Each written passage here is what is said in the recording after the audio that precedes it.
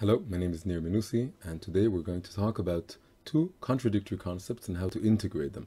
Integrating contradictory concepts is one of the hallmarks of Jewish mysticism and of what we here call Torah psychology. Now, the first of these concepts is very familiar and easy to understand. It's called fragility. It's the property of being fragile, of breaking easily. It's the property of tender things like glass or china, things that are vulnerable to hits and that need to be put in boxes which have the word fragile printed on their sides so that people are careful with them. The second concept is not so intuitive and not so well known, and in fact it didn't have an established name until very recently. It was given a name by an interesting guy called Nassim Taleb, a Lebanese-born philosopher. Taleb has a fascination with everything that has to do with chaos, unpredictability, randomness, disorder, and so on. And he has written a series of five thick books on the subject, which he calls Inserto, from uncertainty. One of these books is called Antifragility, Things That Gain from Disorder. And this is our second concept, anti-fragility. Now, what is anti-fragility? We would think that the opposite of fragility is something like resilience or robustness, which is not being able to break easily. It's things like plastic or rubber that don't need to have the word fragile printed on the sides of their boxes because they're not damaged from being hit and they're not vulnerable to strong blows. But anti-fragile is a third category. Anti-fragile means that things that are anti-fragile benefit from stress and from disorder and from chaos. They benefit from encountering difficulties. The most simple, obvious example of something that's anti-fragile is muscles. Our muscles grow and become stronger through exerting power, through stress. By encountering difficulties and lifting weights, they become stronger. So it goes, of course, with Nietzsche's famous saying, whatever doesn't kill me makes me stronger. This is anti-fragility. But according to Taleb, it's not just muscles that are anti-fragile. We are. Humans, generally, humanity, human civilization, human culture, human economics, we are all anti-fragile. We all grow and evolve by encountering stressors and difficulties. And therefore we should all, so to speak, hang Nietzsche's saying on our wall and look at it every day and internalize it. Now this book, Anti-Fragile, opens with a very poignant passage which will serve as our starting point. The passage goes like this. Wind extinguishes a candle and energizes fire. Likewise, with randomness, uncertainty, chaos. You want to use them, not hide from them. You want to be the fire and wish for the wind. Okay? Very beautiful, very captivating words. You want to be the fire and wish for the wind. You don't want to be a candle, because candles are easily extinguishable, they're vulnerable, they're fragile. And if you're a candle, you have to fear the wind. What you want, says Taleb in this book, is to be the fire, to be like a big bonfire, and then you wish for the wind. Then you're anti-fragile. You welcome the wind, you celebrate it. This passage sums up the book's message and Taleb's in general, and it's quite powerful, but I have one issue with it. As far as I can tell, it gives no credit to the merits of fragility, to the importance of being sometimes, occasionally, also fragile. It's no coincidence that it chimes so smoothly with Nietzsche. It has a very Nietzschean flavor, like the whole concept of the will to power.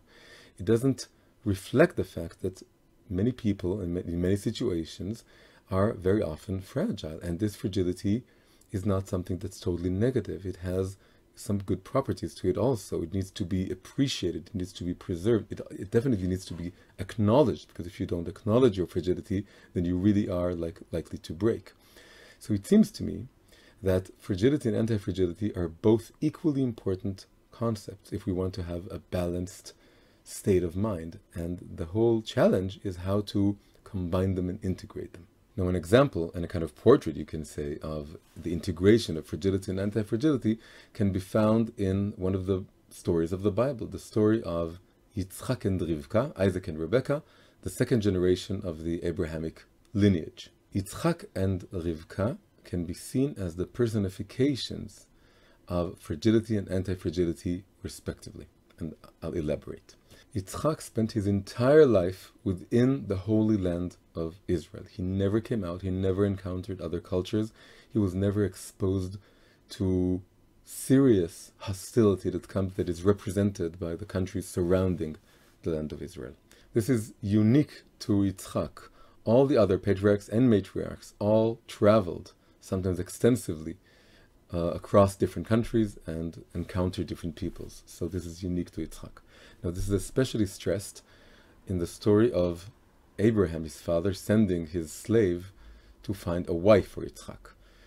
Abraham is very adamant about Yitzchak not marrying one of the Canaanite women, who are the local women who heard his education, and he sends his slave to Aram, to his home family tribe, to find a wife. And then he stresses twice. He says, beware that you do not take my son back there. And then again he says, after 2 verses after that, only do not take my son back there. So twice he stresses that Yitzchak must never ever leave the land of Israel, and needs to be preserved like a precious flower, or like a tender flame, like a candle, and that's easily extinguishable. And we can even understand Abraham. The world is a very hostile and unholy place. Abraham is tasked with the mission of raising a society which is pure, which is constantly reminded and reminds others of the divine presence. And this is like a precious candle, and this candle must not be extinguished, and this is why Abraham is very careful to make sure that Yitzchak is protected and safe. Later, Jacob, Yitzchak's son, describes his father's notion of divinity as the fear of Yitzchak, Pachad Yitzchak. Yitzchak is fearful because he is like a tender flame. Yitzchak is the epitome of fragility. Now what about Rivkah? Rivkah is the very opposite. She was born and raised outside of the realm of holiness, in the land of Aram. The Jewish sages explained that the word Aramim, referring to the Aramaic people in its biblical context, is similar, in fact the same letters interchanged, to the word Ramaim, which means cheaters. So it was a land full of cheating and full of immoral conduct. And in fact later on we see that Rivkah's brother Laban cheats Yaakov, his nephew. So she's born and raised in this hostile environment, and yet she's undamaged. She maintains her purity, and she rebels against this environment, and then she goes and joins the family of Abraham. The Jewish sages liken Rivkah to a lily among the thorns. This is a quote from the Song of Songs. A lily among the thorns is like a beautiful flower that's surrounded by thorns. This is Rivkah in her home land. And in Chassidut it is explained that these thorns are not only the opposite of the lily, they're not just something that the lily has to rebel against and break out of, but they actually imbue the lily with inner strength. The lily has its strength by virtue of confronting the thorns. So Rivkah is the epitome of anti-fragility. Yitzchak is the epitome of fragility, and Rivkah is the epitome of anti-fragility. Nowhere is this more clear than later in life, and this is described in Genesis 27. We are told that Yitzchak, when he was old, became blind, while Rivkah did not become blind. If you look at the verses just preceding this description, the very end of Genesis 26, you see that they describe Esau, the elder son, taking 2 Hittite women, one of the local women that Abraham was so careful not to marry Yitzchak to. And that these 2 women caused much grief to both Yitzchak and Rivkah. Now the sages tried to bridge this gap between the description of Esau's wife and Yitzchak's blindness, and they say that an explanation for Yitzchak's blindness is that these 2 women used to light incense with a lot of smoke to their idols. They were idol worshippers, and the smoke from the incense caused Yitzchak's blindness. Of course, this explanation raises the question, so if the Hittite women caused grief to both Yitzchak and Rivkah, why is it that only Yitzchak became blind? And the very, very interesting answer, which totally connects to our topic, is that they say that Yitzchak was vulnerable to the smoke, while Rivkah was not vulnerable to the smoke. And the reason is that she was learned in the smoke of idolatry from her father's home. She was used to it. Because she was familiar with the smoke, and here the smoke represents the entire atmosphere or culture of idolatry, then she was immune to it. So she was anti-fragile. Because she grew in a hostile environment, she was familiar with it, and she was not blinded by it. She was stronger than Yitzchak by virtue of encountering hostile environments. Now, interestingly, according to Kabbalah and Chassidut, the first Jewish couple, Avraham and Sarah, belong to the attribute of chesed, which is translated as loving kindness. And this attribute is likened to water. They were a watery couple, we can say. While Yitzchak and Rivkah, the second generation of the second Jewish couple, belong to the attribute of gvura, might. And this attribute is likened to fire. So both Yitzchak and Rivkah are fire-like, but now we can say that Yitzchak is more like a candle, and Rivkah is more like a big fire, a bonfire. This explains his fragility and her anti-fragility and connects with Taleb's opening paragraph. Now this is where it gets interesting. Although Yitzchak and Rivkah are polar opposites, and he's very, very tender and fragile, and she's the epitome of anti-fragility, they love one another. They marry one another. So it seems that fragility is meant to love anti-fragility, and anti-fragility is meant to love fragility. They're meant to see each other as complementary opposites which need one another. And this becomes even more clear later on, because they have twins, and their twins grow up, and then it becomes very clear that the twins are just like their parents. One of them, Esav, is very, very anti-fragile, like his mother. He goes after his mother. He is a man of the field, he's a huntsman, he goes on the outside, he confronts the animals that he hunts, so he's anti-fragile. While Yaakov, Jacob, is described as a plain or an earnest man, Ishtam, who dwells in tents. He stays in tents, in the tent all the time. According to the sages, he studies Torah. He is an introvert. He stays on the inside. He is fragile. He goes after his father. But interestingly, the parents, each parent prefers a child, and they prefer the child that's opposite to them. Rivkah loves Yaakov because she, the anti-fragile, she loves fragility. And Yitzchak loves Esav because he loves the anti-fragile son, just like he loves his wife. So on two levels here, we see that these two properties, fragility and anti-fragility, are meant to love one another, or to be attracted to one another, or to desire the presence of the other property so as to complement itself. Okay, so now we're going to look at three modes of integration regarding fragility and anti-fragility, three ways in which we should take into account that they're both needed, which are really three ways of combining the essence or element of Yitzchak and Rivkah. The first mode has to do with stages in life.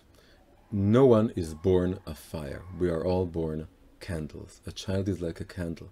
A child is not supposed to want to be the wind and wish for the fire. I don't know about Taleb specifically, but many philosophers do not have many children or no children at all. And they live in a very adult space, and they think in totally adult concepts. But when you have children, you realize that many of your philosophical notions don't stand up to the reality of how to raise them. When you raise a child, you need to be careful about the fact that they are a candle. They're vulnerable, they're fragile, they need to be well kept, they need to be looked after. And they're not supposed to be exposed too early on to the complexities and damages of life. It's true that a parent can be overprotective. That's absolutely true, and it has negative influences.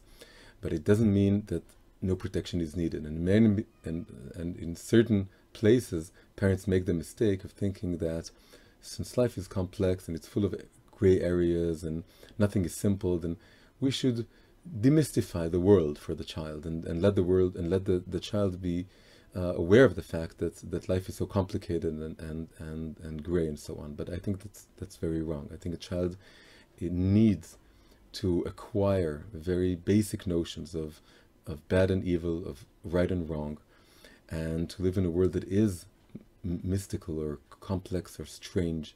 And then gradually they need to grow in order to to acquire these abilities to face these complex realities.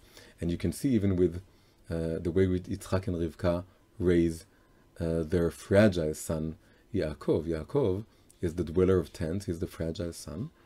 But at some point, both Yitzchak and Rivkah together cooperate in order to send him to the land of Aram, the land of cheaters, to confront his evil uncle Lavan, so that he grows out of his fragility. But he needs to be fragile first. This is why Rivkah loves him, and then he needs to be anti-fragile. And you can see there very beautifully that Rivkah explains, she doesn't say he needs to be sent away, she says that she cannot tolerate the idea of him marrying the local women like his brother did. So she comes from the fragile place. She loves fragility. She wants him to be looked after. But really, it's clear that she insinuates that Yaakov would send him off to her own family to find a wife there. And that's exactly what Yitzchak does. Yitzchak, the lover of anti-fragility, says, okay, so now in order to not to cause more grief to your mother, now I'm sending you off to Aram, and that's where you have to find a woman. You have to kind of face difficulties, but you're going to, Hashem, God will look after you and watch after you. So here we see a very beautiful example of the two characters, the personifications of fragility and anti-fragility, cooperating together, each one thinking about the opposite property, and making sure that the son who was raised fragile, a dweller of tents, is at some point grows out of its fragility and goes out. The second mode of integration has to do with contexts and with different types of people. There are some situations in which it is important to acknowledge the fact that we are fragile, that we cannot cope with them. Not everyone can do everything everywhere. Admitting your fragility, your vulnerability, is a very, very important thing to be able to do. And it's not, it doesn't make you weaker. Acknowledging your weakness is actually something very powerful. You know that you can't handle something. You try and assess how much you can cope with it or not. And if you reach the conclusion that it's beyond your capabilities, acknowledging that is a good thing. So not every challenge is for every person. Also, there are some people, even when they're adults, who are more fragile than other people. Old people are more fragile than young people, and some people are simply more vulnerable by nature. And these people need to look after themselves, and other people need to look after them. And so we need to be sensitive to different situations and to different types of people, to who we are, to who people around us are, and we have to watch over them. We have to protect them. Again, overprotectiveness is wrong, but underprotectiveness is also wrong. So we need to be able to tell which people in which situations are proper for every person. Finally, there's something to be said about combining fragility and anti-fragility simultaneously and for everyone. Our innermost soul is fragile. This goes for everyone, and this goes for every stage in life. Our soul is like a tender flame that's burning within us, that other people cannot see, and that we need to protect it and guard it constantly. We need to remember and remind ourselves that it is fragile, that it needs constant looking after, that it needs constant preservation. However, regarding our more external being, this we should think of as anti-fragile. This we should think of as growing and evolving and becoming more mature the more we are able to confront different environments and different people, and to, like Taleb says, welcome the wind, wish for the wind, and welcome the wind. So to sum up, we can say regarding this third mode that we should be Yitzchak on the inside and Rivkah on the outside. If you like this video, please hit like and subscribe and press the bell button so that you'll get notifications. I really hope to make more of these soon. See you next time.